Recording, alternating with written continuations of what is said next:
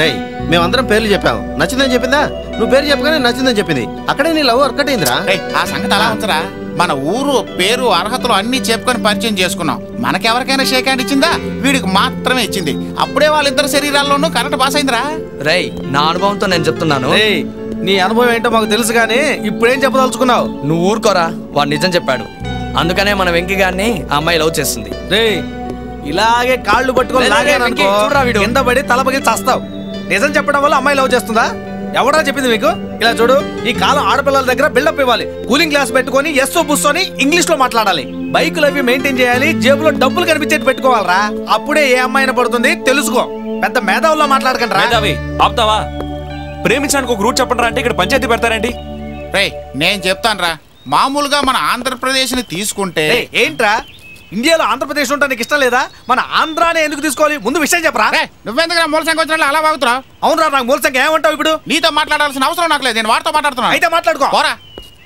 రేయ్ ఆంధ్రప్రదేశ్ లో నీ పేరు తెలిసిన అమ్మాయిలు చాలా తక్కువ మంది. ఒకవేళ తెలిసిన వాళ్ళు ఉన్నా వాళ్ళెవరూ నీకు సరిపోరు. కానీ నీ లవర్ ఉందే, కాశ్మీర్ యాపిల్ లాగా ఫ్రెష్ గా నిగనగలాడుతూ ఎంతో అందంగా ఉంది.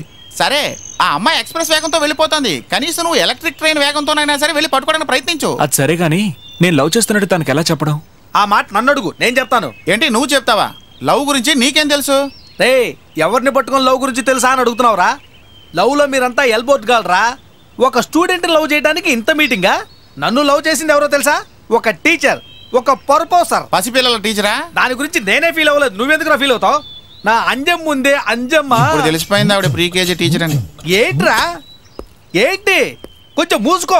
సరే కానీ అరే ఏమైంది, ఒక మనసుకు రెక్కలొచ్చి ఎక్కడికో ఎగిరింది. టీచర్ ఓ టీచరు, అరే teacher teacher teacher teacher, teacher teacher teacher teacher teacher teacher. నే ఎల్కేజీ నువ్వు ఎంగేజీ, టీచరు టీచరు టీచరు టీచరు.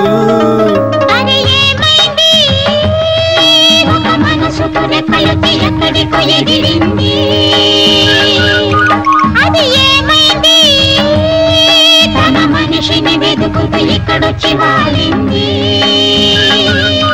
కలగాని కల ఏదో కళ్ళెదుటే నిలిచింది, అది నీలో మమతను నిద్రలేపింది. టీచర్ మీకోసం నేనేం తీసుకొచ్చానో తెలుసా? శంకు. శంకా? ఏం శంకు? శవాల శంకు. దాదాపు 2000 శవాలు ఊదిన శంకు. ఈ శబ్దం విని ఆత్మలన్నీ స్వర్గానికి వెళ్ళాయని ఊర్లో చెప్పుకుంటుంటారు. మీ మీద నాకున్న ప్రేమతో ఒక శవం దగ్గర ఊతుంటే చెప్పకుండా కొట్టుకొచ్చాను. ఆ ఊదేవాడు వచ్చి నన్ను పట్టుకునే లోపల ఈ శంఖాన్ని తీసుకోండి. తీసుకోండి. భలే వారే, తీసుకోండి. తీసుకొని చెవి దగ్గర పెట్టుకుని వినండి. ఈ శబ్దం గనక మీరు విన్నారంటే అలాగే గాల్లో తేలిపోతున్నట్టు ఉంటుంది. తీసుకోండి తీసుకోండి.